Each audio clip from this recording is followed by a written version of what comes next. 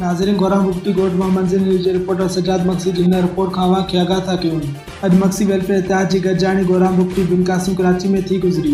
गॾिजाणी जो आगाज़ तिलावत क़ुरान मजीद सां शुरू कई वई। सदर सूबो खान मक्सी चयो त हिन गॾिजाणी जो मक़सदु पाण में ॿधी ऐं एके जे लाइ आहे। मां सभिनी मक्सी बिरादरी वारनि जो शुक्रगुज़ार आहियां जो असांजे हिन इतिहाद में शामिल थिया आहिनि ऐं असां सां हर वक़्तु खुले सां मिलाए असांजो साथ ॾींदा आया आहिनि। बाद में गॾिजाणी खे मक्सी वेलफेयर इतिहाद जे जनरल सेक्रेटरी मोहम्मद कुनल मक्सी ख़िताब कंदे चयो त जेके हर वक़्तु ख़ुशी तोड़े गमी में असां सां बराबरि जा शरीकदार थिया आहिनि। इंशाअल्लाह ज़िंदगी रही त सदाईं सभई मेंबर दोस्त उहे भले कहिड़े बि बिरादरी सां ताल्लुक़ रखनि, असां उन्हनि जे हर जाइज़ कम में उन जे हर मुमकिन मदद कंदासीं।